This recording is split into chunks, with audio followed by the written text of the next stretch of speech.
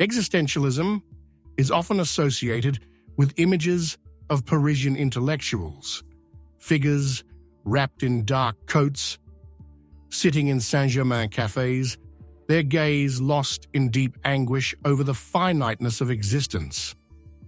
Less obvious is the connection to Spain, a land of festivals, passion, and vibrant energy. And yet, within this seemingly distant setting from the typical anxieties of existentialist thought, we find Miguel de Unamuno, a thinker who embraced the drama of existence with almost brutal intensity. Born in 1864 in Bilbao, in the Basque country, he lived through a time marked by violence and conflict. His youth was shaped by the clashes between traditionalists and progressives, tensions that culminated in the siege of his hometown. These events didn't just influence his thinking, they led him to reject violence as a political tool altogether. He studied philosophy and literature at the University of Madrid, initially focusing on the roots of his Basque heritage. But it was during his university years that his worldview began to unravel. He became a frequent visitor at the Ateneo de Madrid library, nicknamed the Center of Blasphemy, where he encountered works that questioned the very existence of God. This exposure sparked a spiritual crisis that would haunt him for decades, turning his faith into a constant inner struggle. After earning his doctorate, he returned to Bilbao and launched the socialist newspaper La Lucha de Clases, the class struggle, openly aligning himself with leftist ideals. Around the same time, he got married and became the father of 10 children, a personal journey that deepened his reflection on the meaning of existence. Toward the end of the 19th century, his religious crisis reached its peak. He came to believe that searching for an ultimate explanation of life was a futile endeavor. From then on, his focus shifted inward, toward the human soul, the tension between faith and reason, and the anguish of someone who longs for eternity while knowing they're destined to disappear.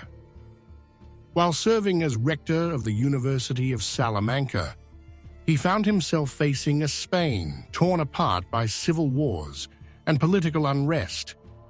His outspoken views led to his exile in the Canary Islands after speaking out against the Primo de Rivera regime. After the fall of the dictatorship, he returned to Spain and became one of the leading voices of the Second Spanish Republic, though his initial enthusiasm soon clashed with the contradictions of politics. With the rise of Francisco Franco, his position became even more complicated. At first, he welcomed the Francoist uprising, fearing that radical progressivism threatened traditional Spanish values. But the regime's brutality and the racism spreading through Franco's forces pushed him to fully distance himself. His confrontation with General Millán Astray, the commander of the Francoist troops, during a public ceremony, became legendary. When the general shouted, "Viva la muerte! Long live death!" Unamuno responded with unforgettable words. "You will win, but you will not convince. To convince, you need what you lack: reason and justice." Just a few weeks later, at the age of 72, he was placed under house arrest and died under unclear circumstances, poisoned by the fumes of a brazier burning in his home. Unamuno didn't just explore existentialism as abstract theory. He lived it through every part of his intellectual work. For him, reason inevitably led to despair, while faith, no matter how irrational, was the only way to give life meaning. In a world ruled by uncertainty, the only authentic act was to embrace doubt, accept contradiction, and live within the anguish of not knowing. In his writings, he deliberately rejected rigid structures or clear classifications. His most well-known novel, Niebla, Mist, is a perfect example of this perspective. A story that challenges narrative conventions, blurring the line between author and character.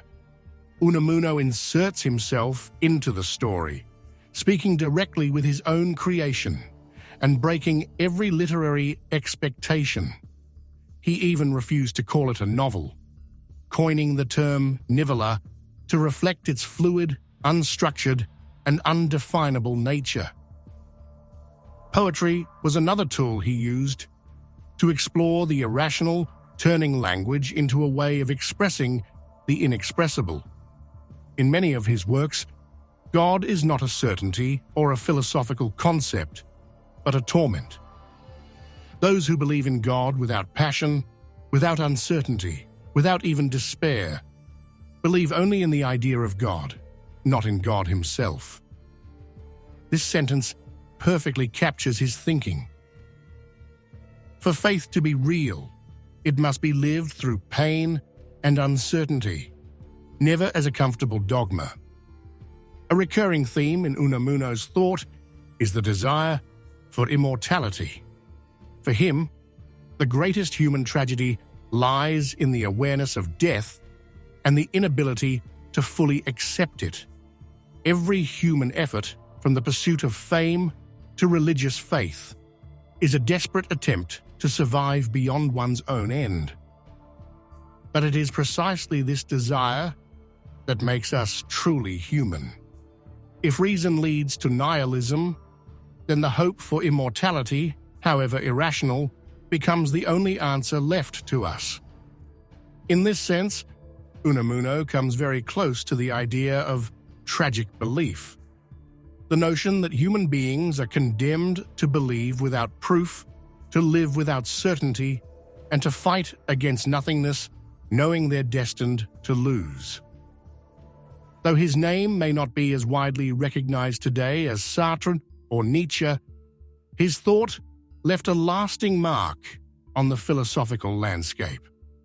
Unamuno didn't offer answers. He posed questions that still resonate. If life is destined to end, does it make sense to live it? Is it worth searching for meaning? And if everything fades, does anything eternal truly exist? Perhaps, as he once wrote, to live is to be constantly surprised by one's own existence. And it's precisely there, in that simple realization, where something extraordinary can be found. Because if one looks closely, amid the anguish, the doubts, and the vertigo of the unknown, there is a moment, small, inexplicable, yet incredibly powerful, when it becomes clear that being alive is in itself a wonder. We don't need to have all the answers. We don't need to conquer death or uncover every hidden truth. We just need to recognize that within this intricate web of thoughts, fears, desires, and dreams, there is a spark, quietly burning and undeniably real. The awareness of simply being here. The surprise of being here now inside a world that explains nothing, but lets us feel, see, love, create, leave something behind. And maybe in the end, we don't need an absolute truth to feel happy, free, and alive. Maybe it's enough to be surprised every single day by the simple possibility of existing.